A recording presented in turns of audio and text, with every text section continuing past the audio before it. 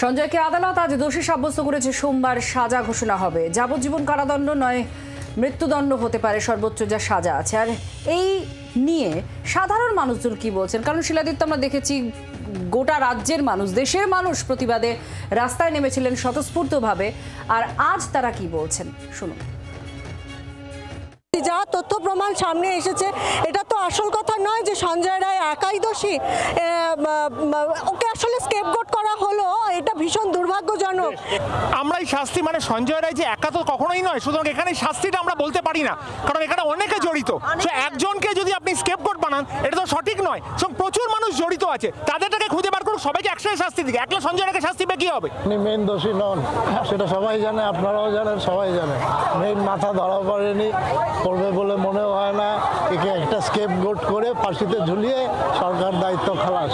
সঞ্জয় রায় কি সত্যি অনলি দোষী? এইটা আগে আমরা বিশ্বাস করি। শুধু তো সঞ্জয় রায় একা দোষী নয়, তাকে সত্যি বলার সুযোগ দেওয়া হোক, তার এটাই বড় শাস্তি হবে। কারণ সে যদি সত্যি বলে তখন তাকে এমনি যারা অপোনেন্টে আছে তারা এমনি মেরে ফেলবে। আত্রেই কলকাতা গর্জে উঠেছিল এই পুরো ঘটনা জানার পর। একেবারে আগস্ট মাস থেকে বলছি, তারপরে আজও কিন্তু বিভিন্ন সময় তারা নানান ক্ষেত্রে প্রশ্ন তুলেছেন। আর অপরদিকে উত্তরবঙ্গের মানুষ, জলপাইগুড়ির মানুষ, তারা যখন আজ জানতে পারলেন ইতিমধ্যেই দোষী সাব্যস্ত করা হয়েছে এবং সোমবার সাজা ঘোষণা করা হবে, তারা কি বলছেন শোনাবো। যে অপরাধ করেছে এটা ফাঁসি ছাড়া আর অন্য কোনো রাস্তাই নেই। এই ঘটনার মধ্যে যারা যারা জড়িত ছিলেন তাদেরও অবশ্যই একটা কঠিন থেকে কঠিনতম শাস্তির আমরা আবেদন করছি। ওর জন্য ফাঁসি হয়, এরকম নাহলে আরো ঘটনা হতে পারে, যার জন্যই তার সে ফাঁসির জন্য আবেদন করতেছে। অবশ্যই এই দোষীকে ফাঁসি দেওয়াই উচিত। এর ফলে যারা হচ্ছে এরকম দোষী মানে দোষ করে বা করতে চাচ্ছে তারা হচ্ছে এটাতে হচ্ছে কিছুটা হলেও ভয় পেতে পারে এবং পিছিয়ে আসতে পারে। এবার কোচবিহার জেলার মানুষের প্রতিক্রিয়া আপনাদের শোনাবো। সারা বিশ্বের লোক খুশি হবে তার ফাঁসি দিয়ে সাজা হয়। এর পিছনে যারা আছে তাদেরও যেন কিছু কিছু লোকের সাজা হয় যারা নাকি দোষ। বিচারক ঘোষণা করলেন, সঞ্জয় রায়কে দোষী সাব্যস্ত করলেন। তো আমরা সকলেই চাই কঠিন সাজা, যেটাকে বলে মৃত্যুদণ্ড, ফাঁসি, তাই হোক। আরো দোষী যারা আছে তাদেরকে খুঁজে বের করে দোষী সাব্যস্ত করে তাদেরকেও কঠিন শাস্তি, আমাদের ভারতবর্ষে যেটা হয়ে থাকে, ফাঁসি চাই। একেবারে প্রথম দিন থেকে আরজিকর আন্দোলনের সঙ্গে যুক্ত ছিলেন এবং তারপর বিভিন্ন সময় তাকে পথে নামতেও দেখা গিয়েছিল অভিনেত্রী দেবলীনা দত্ত। তিনি কি বলেছেন শোনাব। এই যে সঞ্জয় রায় অভিযুক্ত, রায়দান হচ্ছে সঞ্জয় রায়, তো এটার জন্য নতুন করে প্রতিক্রিয়া দেবারই প্রয়োজন বোধ করছি না। কেননা আমার কাছে অন্তত ব্যক্তিগতভাবে এটা কোনো খবরই না। খবর তখন হতো যখন যে এক্সপার্টরা বলেছেন যে কোনোভাবেই একজনের পক্ষে এটা করা সম্ভব নয়, বাকিরা কোথায়? দেশের সর্বোচ্চ তদন্তকারী সংস্থান তারা 5 মাস ধরে সেইটাই করলেন যেটা নাকি 48 ঘন্টার মধ্যেই হয়ে গিয়েছিল। এরপর যখন আরও কোনো একজনও ধরা পড়বে তখন আবার নতুন করে প্রতিক্রিয়া দেবার প্রয়োজন বোধ করব। সঞ্জয় রায়ের ক্ষেত্রে আলাদা করে কোনো প্রতিক্রিয়া দেবারই নেই।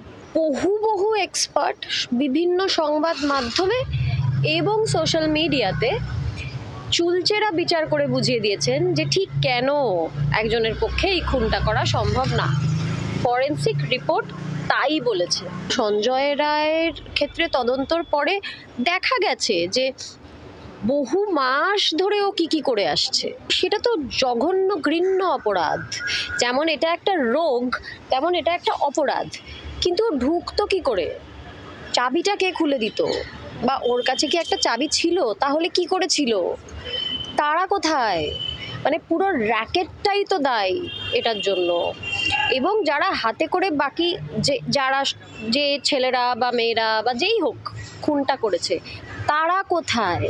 আমি শুধুমাত্র খুনিদের শাস্তি চাই, খুনিদের শাস্তি চাই, এইটুকুই চাহিদা।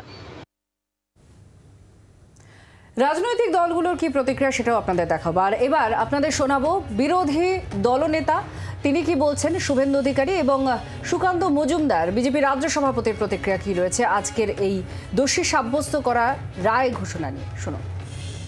পরিবার যে দাবিটা করছে যে মেয়েটি এমন কিছু জেনে গেছিল যেটি জানার ফলে তার জীবন সংশয় হয়ে গেছে, কথার মধ্যে যুক্তি আছে।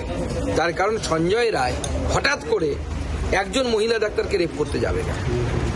আমি যদি ধরে উনি সঞ্জয় রায় করেছে, হঠাৎ করে একজন মহিলাকে সাডেনলি পিক করে তাকে রেপ করতে যাবেন কেন? যে একজন মেডিকেল প্র্যাকটিশনার, তিনি এমন কিছু জেনে গেছিলেন যেটা মনে হয় জানলে পরে মুখ্যমন্ত্রীর অসুবিধা হবে।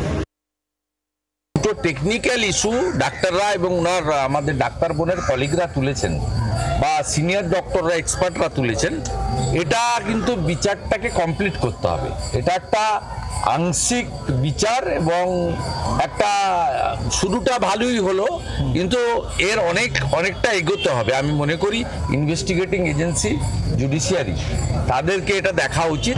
আমরা আজকে আরও খুশি হতাম যদি সন্দীপ ঘোষ এবং বিনীত গোয়েলকে অ্যাকিউজড ঘোষণা করতেন কোর্ট। শুভেন্দু অধিকারী এবং সুকান্ত মজুমদারের প্রতিক্রিয়া আপনাদের সামনে তুলে ধরলাম বিজেপির তরফ থেকে। আর অপরদিকে কংগ্রেসের তরফ থেকে অধীর রঞ্জন চৌধুরী, তিনি কি বলেছেন শোনাবো।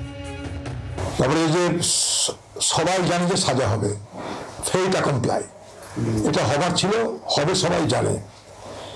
কিন্তু বাংলার মানুষ কেন সকলে এটাও মনে করে যে অপরাধী শুধু একজন নন, অপরাধী একের অধিক। প্রমাণ করার ক্ষমতা পুলিশের ছিল, প্রমাণ করার চেষ্টা করার দায়িত্ব ছিল সিবিআই। সেখানে পশ্চিমবঙ্গের পুলিশ কিছু করেনি, এটা আমরা জানি। সিবিআই তারা গা ভাসিয়ে তারা উদাসীনতার সঙ্গে তদন্ত করেছে, এটা আমরা মনে করি। হয়তো বিচার হলো, তদন্ত হলো, সাজা হয়তো হবে, কিন্তু এটা সন্তুষ্ট হওয়ার জায়গা খুঁজে পাচ্ছি না, কারণ এটা একটা চক্রান্ত হয়েছে। এবার আপনাদের শোনাবো রাজ্যের মন্ত্রী উদয়ন গুহ তিনি কি বলেছেন এবং শাসক দলের মুখপাত্র কুণাল ঘোষের প্রতিক্রিয়া শুনুন। আমরা জানতাম, এটা আমরা বলেছিলাম যে সঞ্জয় রায় দোষী এবং সেই সময় তার বিরুদ্ধেই অভিযোগ ছিল, একমাত্র তাকেই রাজ্য পুলিশ গ্রেপ্তার করেছিল। পরবর্তীকালে সিবিআইকে দায়িত্ব দেওয়া হলো। যারা বিশ্বাস করছিলেন না রাজ্য সরকারদের পুলিশকে, তারা সিবিআই তদন্তের দাবি করলেন এবং সিবিআই তদন্ত করেও ওই একই সঞ্জয় রায়কেই চার্জশিট দিল এবং বলল যে একা সঞ্জয় রায়ের পক্ষে এটা করা সম্ভব। মানে যারা যে একটা এক্সপার্ট টিম করেছিল, সেই এক্সপার্ট টিমের অপিনিয়ন ছিল সঞ্জয় রায় একা এটা করতে পারে। তো স্বাভাবিক ব্যাপার, এটা দোষী সাব্যস্ত হবেই, জানা কথা ছিল, দোষী সাব্যস্ত হয়েছে। তবে এবার সাজাটা কি হয় তার জন্য আমরা তাকিয়ে আছি। আমরা চাই চরমতম সাজা হোক, একটা দৃষ্টান্ত স্থাপন হোক। যেভাবে এই সঞ্জয় রায়কে ধর্ষণ এবং হত্যা আরজি করে মহামান্য আদালত দোষী সাব্যস্ত করলেন, তাতে এটা প্রমাণ হলো যে আরজি করে 24 ঘন্টার মধ্যে কলকাতা পুলিশ যাকে গ্রেফতার করেছিল সেই গ্রেফতারি একদম সঠিক ছিল এবং কলকাতা পুলিশের তদন্ত, গ্রেফতার, অনুসন্ধানের অভিমুখ একেবারে ঠিক ছিল। এবং পরবর্তীকালে যারা বলেছিলেন উই ওয়ান্ট সিবিআই, তারপর দেখা গেছে যে সিবিআই তদন্তেও কলকাতা পুলিশের গ্রেফতারিটাই মান্যতা পেয়েছে। মুখ্যমন্ত্রী নিজে যেখানে কড়া ব্যবস্থার কথা বলেছেন, ফাঁসি চেয়েছেন, সমস্তভাবে পুলিশ সব রকমভাবে সর্বশক্তিতে তদন্ত করছিল, সেখানে সরকারকে মেলাইন করার জন্য রাজনৈতিক উদ্দেশ্য প্রণোদিতভাবে কিছু বাম, কিছু অতি বাম, কিছু অন্ধ তৃণমূল বিরোধী এবং কিছু একাংশের চিকিৎসক, তারা যেভাবে মানুষের আবেগকে বিভ্রান্তিকর পথে বিপথে চালিত করছিলেন, আজকের রায় প্রমাণিত হলো কলকাতা পুলিশের তদন্ত সঠিকভাবে সঠিক পথে ছিল। বাংলার আওয়াজ, বাঙালির আবেগ, জি 24 ঘন্টা।